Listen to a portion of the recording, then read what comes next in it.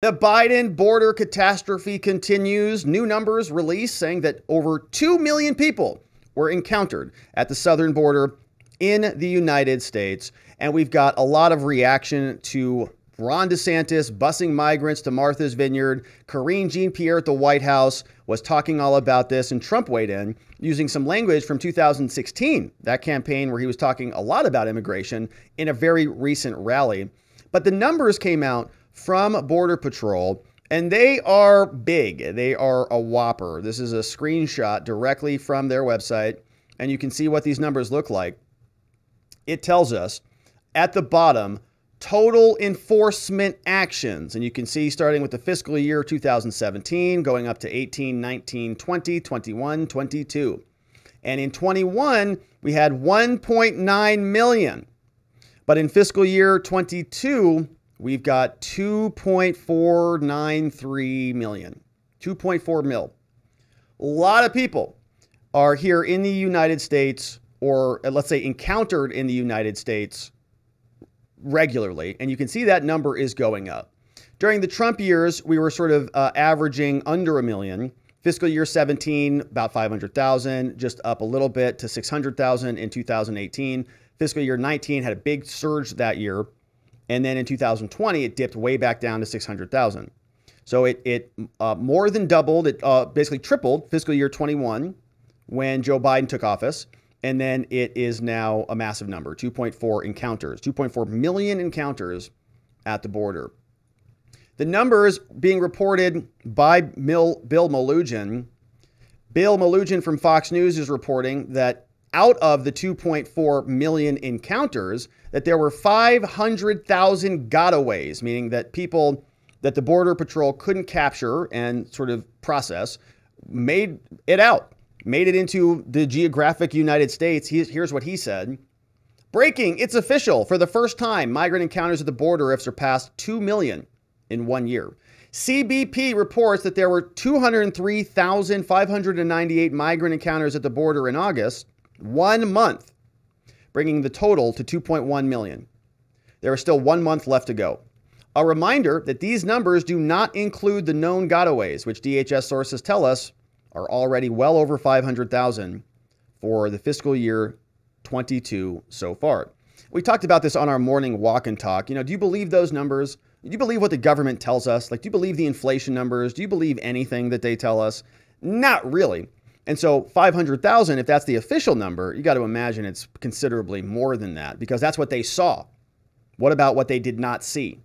Massive amounts of numbers. They tell you the good news, not the bad numbers. So you got to imagine it's an order of magnitude greater. Now, when you really zoom in on that number, 500,000 gotaways. We're used to hearing about a lot of big numbers in this country. We just spend billions of dollars, ship it overseas for whatever. So 500,000 sounds pretty small, but we know that in Martha's Vineyard, 50 was like a huge catastrophe, right? Like a big problem. We spent like 4 days on it on this show, meaning we covered about 2 weeks of this thing. It's going to keep going on. They're going to be prosecuting people for crimes as a result of this. So what does 5,000 look like if we translate that to Martha Vineyards? 500,000 is 10,000 Martha's Vineyards, which is a lot. We heard about all the sadistic manipulation and luring that took place. What's happening at the border is 10,000 of those. It's like a nonstop, endless supply of Martha's Vineyard. I mean, how many Martha's Vineyards is that a day? A lot. If you do the math on that, 500,000 gotaways is the same as 1,000 comfortably, moderately comfortably configured Boeing 747s. If there are 500 seats, and they can get a little bit fuller than that, or you can have a much more comfortable, like 412 seats, little, spacious. But if there are 500 seats, that's 1,000 Boeings landing every year, which is like almost 3 flights a day, full. 3 flights a day, every day. 3 flights a day, every day. One of the biggest stadiums in the United States. Dallas Cowboy Stadium holds 80,000 people, can go up to 100,000 people. 6 1/4 Dallas Cowboy stadiums, equivalent to 500,000 gotaways, or it's like an entire state of Wyoming. The entire state, right? It's a pretty big number. It's pretty serious. In fact, here's what the state populations look like all around America. If you take a look and you zoom in on this, in fact, let's just go right over to the website. This is the state populations ranked in 2022. And you can see here that we had 500,000 illegal immigrant migrant gotaways. And the state of Wyoming is just about 579,000 people, right? So the entire state of Wyoming, essentially, is now in the United States, according to the U.S. Customs and Border Patrol. And that number is probably much bigger than that. So you have sort of an equivalent population of a good portion of the states. And if you want to look at their 2 million number in terms of the numbers of encounters, well, then you don't get up until we get to about Kansas, meaning that New Mexico, Nebraska, Idaho, West Virginia, Hawaii, New Hampshire, Maine, Rhode Island, Montana, Delaware, South Dakota, North Dakota, Alaska, Vermont, Wyoming. All of those would be smaller than that 2 million number, right? And that's like 1 year. 1 year. And this has been going on my whole life. So you can just take a look and sort of imagine what that does to a country when you have total chaos at the border. Many states are trying to deal with the border crisis. Governor Ron DeSantis is one of them. Sent buses of migrants to Martha's Vineyard, now being threatened with criminal prosecution. This sheriff, somebody named Sheriff Salazar, over from Bexar County, Texas, he posted this on the internet. He said, "I have officially opened a criminal investigation against the individuals who lured and transported 48 migrants from the Migrant Resource Center in San Antonio, Texas, over to Martha's Vineyard," saying, if you or someone you know has been impacted, please email us. Over from Sheriff Salazar, who is the sheriff in Bexar County, Texas. And he is saying that this prosecution is warranted. What's his name? Javier Salazar is the Bexar County sheriff. And here he is saying that he's opening a criminal investigation into Ron DeSantis, and he is not happy with the luring of migrants from Texas over to Florida and then over to Martha's Vineyard. We are opening up a case with an investigation with regard to the suspected activities involving the 48 migrants from Venezuela that, as we understand it at this point, the facts of the case at this point, are that on Wednesday, September 14th, here in Bexar County in the city of San Antonio, our understanding is that a Venezuelan migrant was paid what we would call a bird dog fee to recruit approximately 50 migrants from the area around a migrant resource center on San Pedro here in San Antonio. As we understand it, 48 migrants were lured, I will use the word lured, under false pretenses for a reason, into staying at a hotel for a couple of days. They were taken by airplane. At a certain point, they were shuttled to an airplane where they were flown to Florida and then eventually flown to Martha's Vineyard, again under false pretenses is the information that we have, that they were promised work, they were promised the solution to several of their problems. They were taken to Martha's Vineyard from what we can gather for little more than a photo op, video op, and then they were unceremoniously stranded. They were taken there so that they could be received by the sanctuary city that said, we welcome all migrants and that we want a diverse community that is representative of people from all over the planet. And when they got there, that wasn't the reality, was it? They were deported with haste. In fact, they used 2.5 National Guards per migrant to get them out of there immediately. in Martha's Vineyard. What infuriates me the most about this case, tell us, is that here we have 48 people that are already on hard times, right? They are here legally in our country at that point. They have every right to be where they are. And I believe that they were preyed upon. Somebody came from out of state, preyed upon these people. Did he just say they had every right to be where they were? Here legally in our country at that point. They have every right to be where they are. And I believe that they were preyed upon. Somebody came from out of state, preyed upon these people, lured them with promises of a better life, which is what they were absolutely looking for, with the knowledge that they were going to cling to whatever hope they could be offered for a better life, to just be exploited and hoodwinked into making this trip to Florida and then onward to Martha's Vineyard for what I believe to be nothing more than political posturing to make a point. Which, again, is the entire point of the Democratic Party. That's all they do, is they treat people like trading cards. Everywhere you look, they just say, oh, I've got, this color and this gender, and I've got this orientation. And they just use people as political pawns and tools. And they don't like it when the other side is fulfilling their wishes, which is to fill, literally, their sanctuary city with the diverse migrants that they want. And so this guy, Javier Salazar, why is he getting all so animated about this? He's a sheriff, right? He sees all sorts of horrendous crimes. He sees the real sadistic crimes, supposedly, that he must monitor. So why is he so bent out of shape over this issue? Well, many people have pointed it out, and you probably caught wind of it in the chat. But here is probably why. Go right on over to sheriffsalazar.com. Re-elect Javier Salazar, Sheriff Salazar, police reform. What does police accountability look like? And blah, blah, blah. Oh, yeah. Very convenient. Very convenient. Running for office again. And we just scroll all the way down. Sheriff Salazar talking about crime prevention. Give the sheriff time to fix the agency. All right, you got the whole deal.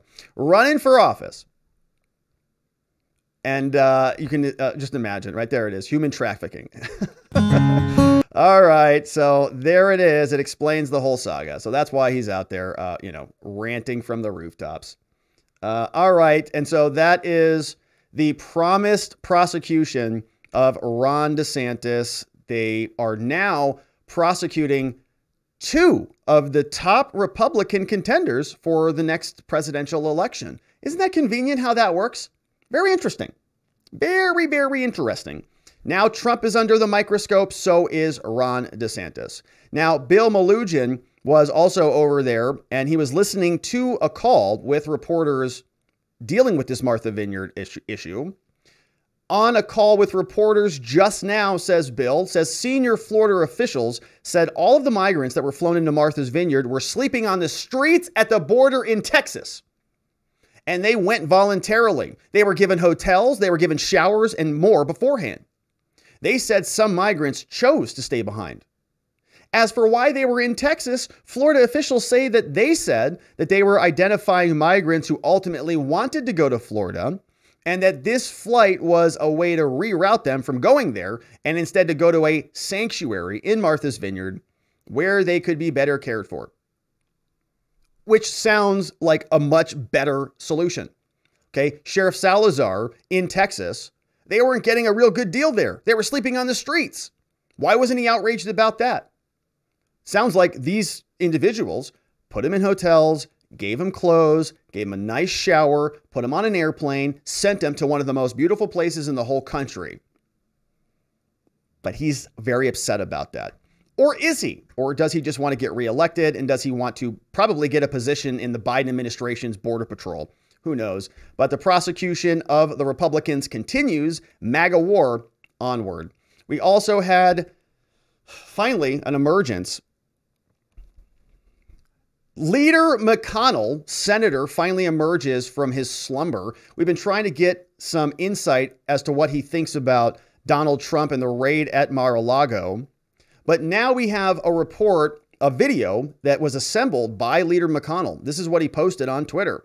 He said, Democrats' failed policies have unleashed record-breaking illegal immigration crises. Our southern border is functionally open. It's not fair, it's not compassionate to anybody, and it's not sustainable. And that's a rare sort of appearance. Mitch McConnell's usually slunking out of the media, but he posted that today along with this montage that really hits the point home. But talk about the numbers. I mean, the numbers really are bad. This isn't just a right-wing talking point. For the first time ever, the total number of migrant encounters at the U.S.-Mexico border passed 2 million in a single fiscal year. We have a secure border. Okay. It just feels like we're completely overrun and we've lost control of everything. We agree that the border is secure. You're getting an average of 400 people a day? Yes, sir. A day. And that's a lot. And that's going to be increasing shortly. That sounds to most folks like a crisis. Well, look, it's way down now. We've now gotten control. More than 2 million migrants, breaking the record previously set last year. Most of those encounters, single men and family units. We're certainly doing a lot more to secure the border. For the first time, arrests of undocumented immigrants at the southwest border exceeded 2 million in 1 year. That is according to newly released agency data. And those people that say that we don't have a problem, you come live in Eagle Pass and you'll understand how awful and insecure it feels. Look, Americans know a train wreck when they see one. That's right, Mitch. Our citizens deserve better than this failure, utter failure of leadership. And so do the people Democrats are luring here with a mirage. All right, so that's Leader Mitch McConnell, who, puts that nice music behind his stupid speech on the Senate floor. Americans know a train wreck when they see it. Yeah, it's your entire stinking party, Leader McConnell. You guys have done nothing on immigration my whole life, even though you've been in power many times and you preach every single time it's election season, but nothing ever gets done. So another stupid speech from him. At least he said something, I guess. We'll give him that. The White House, meanwhile, is having to deal with this immigration fallout. Here is Karine JeanPierre being asked about the continual border crisis and the governors shipping migrants to different states that don't want them, even though they said they did. Here's what she says. Folks, but here's the thing, and we have said this many times, we have solutions. We have brought solutions on day one of this administration. The president has been very clear. He put forth a comprehensive immigration bill, piece of legislation, and what we would like to see is Republicans decide to come to the table and help us deal with a really systemic problem that we have seen for decades when it comes to our immigration system, which, by the way, was actually mismanaged and decimated by the last administration. The last administration, meaning the Trump administration, was responsible for wrecking immigration, and they came in day one with solutions, which is why we now have over 2 million migrants crossing the border in the last year, and the year is not even done. That's Karine JeanPierre over at the White House. She followed that one up with this question. NPR reporter asks Karine about plans to solve some of these issues, asking about transparency. Here's what that sounds like. If the governors were more open about and transparent, would that be more acceptable? What we are saying is the president has put forward, on day one, he put forward a comprehensive immigration reform, ways to deal with what is at stake here. It's the Republicans' fault. Ways to deal with a broken immigration system. He put that forward on day one. And what we're asking is for Republicans in Congress to help us come up with a solution, to look at what this president put forward on day one. And they are not doing that. Instead, they're doing political stunts. Yes. Can somebody bring back Jen Psaki for the love of all that's holy? Lean says, yeah, one of the most useless. K. Bean says, I miss Fire Pants Psaki. I know Zulu's on board for Psaki, but it's not good. No real rhyme or reason, no real answers coming from Karine JeanPierre. And it's just now blaming the Republicans. Like, that's the tactic on all of this. Why don't they send Kamala Harris down there to Venezuela? Okay, they sent her down there to Guatemala Maybe they should send her to Venezuela. Meanwhile, the Biden White House doesn't want to talk about it anymore. This is Gene Sperling, White House advisor to Joe Biden, got asked about the immigration problem that's taking place at the border on Fox News, and he didn't really want to talk about it. He pivots quickly to something else he's much more comfortable with, COVID. When you look at what's going on out there, you look at the burden on these border states and the reason that they have made some of these decisions to, people have been, by the way, have been flown around on planes to states all over the place for the past 2 years. This is nothing new.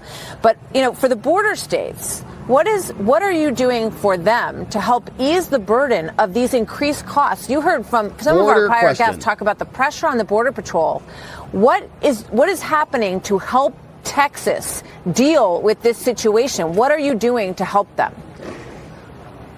Well, first of all, this is still a period where you've had a historic American Rescue Plan that has helped state coffers as much as probably any particular policy, both the amounts of funds and the fact that it's led to greater growth and surge revenue. And finally, let's be honest, this is a problem that has been going on for a long time, the issue of immigration. So he talks about COVID, right? The American Rescue Plan was to solve COVID.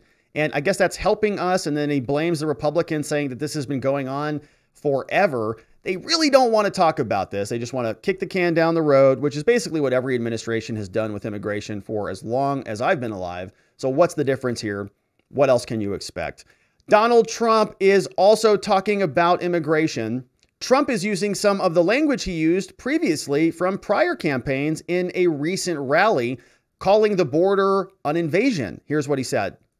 Our country is being invaded. It's an invasion by millions of illegal aliens from all over the planet, and left-wing sickos are pumping toxic anti-American propaganda into the minds of our beautiful youth. They're destroying our youth. That is true, too. The choice this November is simple.